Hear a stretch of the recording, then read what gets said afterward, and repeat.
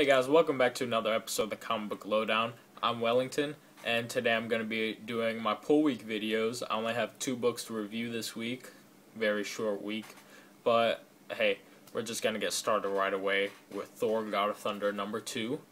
Last issue, we established that at least throughout this story arc that we're going to be tracking the events of a younger Thor, the present day Thor, and Thor of the future. And this all is wrapped around this concept of a god slayer or god butcherer, somebody that's going around and actually killing gods. And so last issue, the first issue of this new Marvel Now run by Jason Aaron, we focused on all three Thors from all three time periods. This issue, we're focusing mainly on the past Thor, and the story is, while it's very good, it wasn't as good as the first story, but still, I do recommend this. This pretty much, we follow Thor. He's leading some Vikings into battle against some Slavs in what would become Russia later.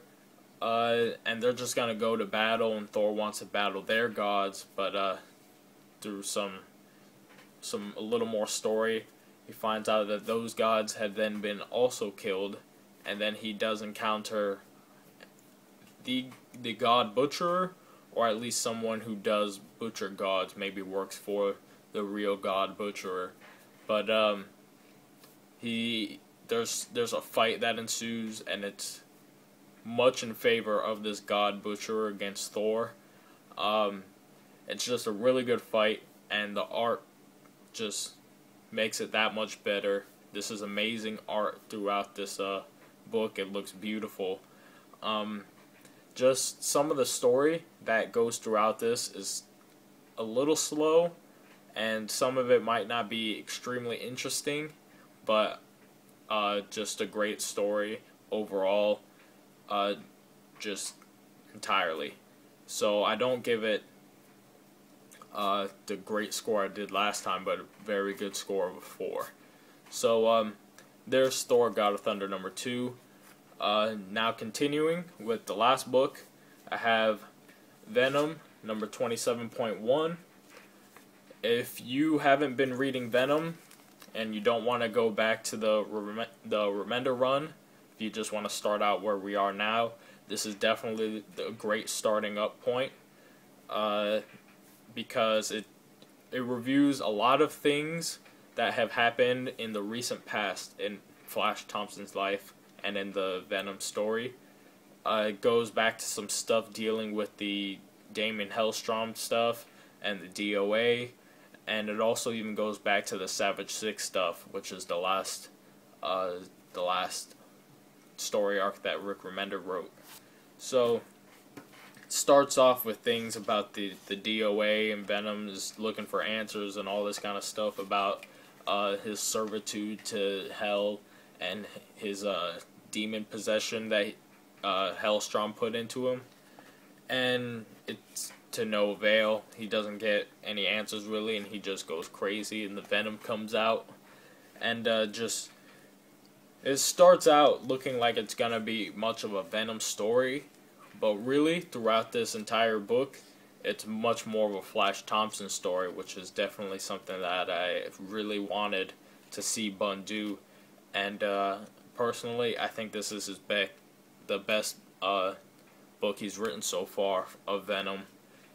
It's just a great book. There's amazing art by Marco Cicchetto.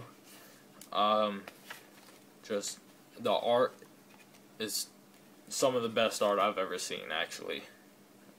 Venom looks great, no complaints there. The story, it takes another turn when Flash Thompson's mom admits herself into a nursing home because she's actually scared of Venom, and she's scared of Venom and more monsters to come, like the Human Fly and all those kind of guys, because of the whole Savage Savage 6 stuff that's happened, and they do go over that kind of stuff very thoroughly in this book, so you're not lost if you haven't read Venom, if you haven't read those Venom books. But I do recommend those as well because those are amazing. There's some cool stuff with Peter Parker in here, some cool story between Flash and Peter Parker, and actually, I've been waiting for Peter Parker as Spider-Man to show up in these Venom books again. I really want to see them do a Venom Spider-Man story arc. They just had Spider-Man in like issue 4 for a part of the time, and then Peter's just an extra guy. He's a supporting character throughout this Flash Thompson stuff, so that is really great. I really love that, but I'm just kind of surprised that Spider-Man doesn't show up more. Just throughout, since they both operate in New York, and they're both on the Avengers. So I really want to see Spider-Man show up again as Spider-Man, not just Peter Parker. But I really like how they do this Peter Parker stuff. Anyways, continuing, there's a new character, maybe not new, but I'd never heard of him. His name is AJ Patton. He also went to high school with Flash and Peter, and it's another kid that Flash used to bully in high school, and the guy turns out that he's gay, and so Flash doesn't necessarily pick on him because he's gay, but because he's different from other people, and just because Flash is angry and he wants to put his anger onto weaker kids, so this is what he does. But AJ's back in New York. He's moved back to New York, and he meets with Flash, and he says that he's over the things that Flash has done to him in high school, and he's over all of that, but then we find out later that he still wakes up at night, just scared because of what Flash did to him and all this and that. But then he says that, look at him, he's happy, and then look at Flash, he just looks worthless.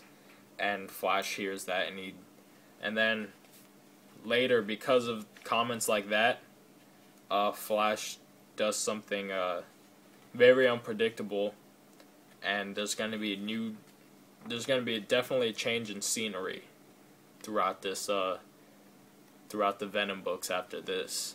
Don't want to give any more away. There are some parts in this book that are very horror-esque.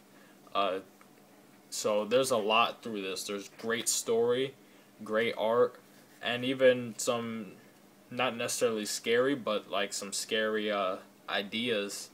And then just, new plot twists to start off fresh with Venom in a new area. And we'll see how that goes. Looks like Bunn is getting his grips over Flash Thompson now. Now he's got the Venom character down, and now he also has Flash Thompson down. Very much looking forward to the next books. So those were my 2 books of this week. I know, a very short week, but not to go without any more news. Probably today or tomorrow I will be finishing Daredevil Born Again. I have right here Daredevil Born Again. I will be finishing this, and I will be doing a trade paperback review of it maybe Monday, or if I finish it on time today, I could possibly do it today, but looking more towards Monday to do that video. So just have your eyes out for that. And other than that, that's it. I'm Wellington signing off with the Comic Book Lowdown, and I'll see you guys next time.